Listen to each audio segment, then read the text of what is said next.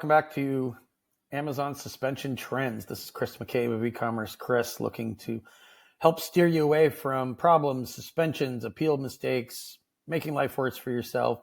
And today focused squarely on deactivations for failed account verification. Failed identity verification happens a lot when people open accounts in new marketplaces, but we're also seeing new fresh sellers who haven't sold on Amazon before, let's just say in the US marketplace, making these kinds of mistakes.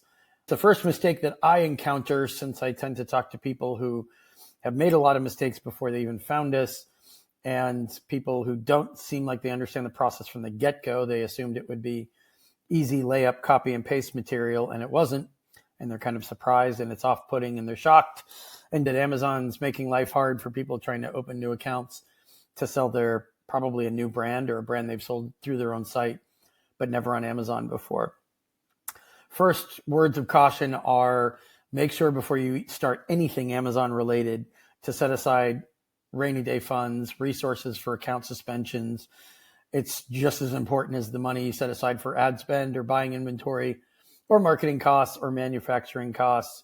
And maybe that sounds self-serving because I'm in the account suspension reinstatement appeals business. But I don't see any new sellers who are stuck in this scenario who understand how to escalate these types of appeals. They haven't sold before, so they haven't done any ASIN level appeals before.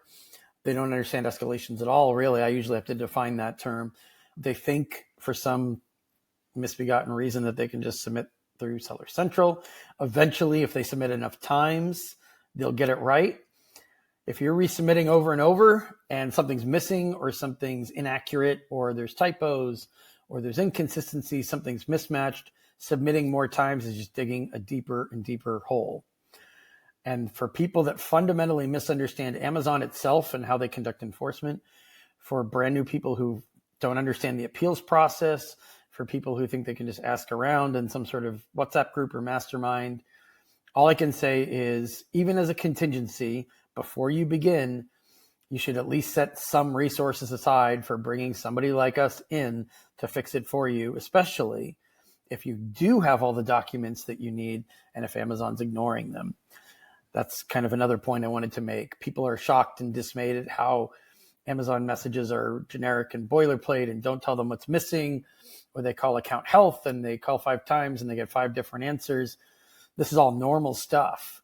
The fact that they didn't do any research or homework and didn't know any of this before they started makes it even more necessary for them to get professional help earlier in the process. Not after 10 submissions, not after 15 submissions, not asking for the appeal service to be guaranteed if they don't even have the right documents in place. These are amateur level errors. These are beginner mistakes. They're understandable. Yes, Amazon doesn't have a lot of compassion for beginner mistakes. They will deny you time and time again. They will tell you to go back and do it again, even if you've done it right the first or the second time. These are realities that can't be compensated for or made up for by complaining. Complaining the right way might get you somewhere or at least get you on the right path. But just posting on LinkedIn or somewhere online about how cruel Amazon is for not listening to you, not calling you back, that just demonstrates a fundamental misunderstanding of what the company is, what they're there to do, what you're there to do. When it comes to appealing something like this, whether it's an identity verification or they rejected one of your documents, some of this work can be done on your side to go back through everything you've submitted to find out, oh yeah, I guess I did submit something that clashed a different address, or my name is written differently on this document. I mean, sometimes just perusing your own material gets you the answer you need without having to bring somebody in or contributing the expense of a reinstatement service like ours. Yes, I agree with that. But if you haven't done your research on what kind of utility bill is accepted, if you're not familiar with trendy suspensions, and for a while, a lot of Canadian accounts weren't passing verification. Happens in the UK all the time. UK verification is a consistent use case for us. A few months ago, it was Brazil, right? Not being up on those trends, but without borrowing somebody else's template appeal, because that's not really what this is. This is about the specific data that you've given Amazon, why they can't take some of it, what they need from you, and you might be lucky. You might talk to an account health rep who says, you know what, I looked at it. It is the utility bill. And maybe you submitted something from a co-working space or from a shared office or some document that didn't have your business name on it, let's say. Well, no point sending that in 10 times hoping that you'll get lucky. We rarely hear from people who keep submitting the same documents the same ways over and over, maybe 1 out of 200 times, where magically on the 9th try, somebody does look at it. They did have all their documents in order to begin with, and they get reinstated on their own. Typically, there's an escalation email that has to be written. It has to be sent in, probably more than once, probably to more than one Amazonian. But that's how those cases get sorted, not through basic generic advice, not through copy and paste answers you find in Gemini or, like I said, ChatGPT or other AI tools. So there has to be some strategy involved. I would say expect the worst when you start getting your account verified. Expect that you are going to have to request a video call if they don't put you on a video call to go through all your product invoices, all your identity documentation, your passport photo, your bank statement, your articles of incorporation. What am I leaving out? Your utility bill. You're going to have to push for that video call. And if the video call happens and it's executed poorly on the Amazon side, then you're going to have to pick up that slack and say, look, we need a second video call. The first person didn't ask us the right things, didn't know what they were doing, didn't follow up with us. That happens all the time. So don't expect things to go smoothly. Expect a bumpy ride. Expect there to be mistakes. Expect to have to appeal it via the email, the primary email in your account. And maybe also expect some misunderstandings about your sourcing, your invoices, who your suppliers are. Maybe encourage Amazon to contact some of your suppliers if there's confusion over that. They will sometimes. They don't always. They might do it by phone, by email. There might be confusion over your trademark registration. It could really be anything.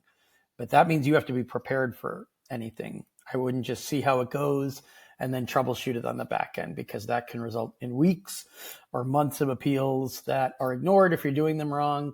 Sometimes even escalation email appeals are ignored or mistransferred, delegated improperly. Sometimes they're delegated appropriately, but they're left to rot. You have to keep nudging them to circle back. Hey, we're ready to sell. We have the inventory. You might have even shipped the inventory into FBA already, and you're just sitting and waiting. You're not selling anything because they dropped the ball, or you didn't understand what was ahead of you, or you simply weren't prepared in terms of finances or resources for a disaster before you even got going. And I have to kind of close with the point that I began with, which is have a rainy day fund. There's tons and tons of public info out there about how Amazon manages the marketplace, how they suspend seller accounts, how they make mistakes in suspending accounts, how sellers make mistakes in appealing suspensions. There is a mountain of past information, but use that as a resource too. Study up on it and understand it in ways that somebody opening accounts in 2017 or 2018 did not have that vast reservoir of historical information. There are lots of free resources that exist. I have a lot, whether it's the podcast, articles I write, and other materials out there, but even beyond what we do, there's different agencies that talk about verification failures. Sometimes they try to help their own clients through those messes and they can't, and they bring us on.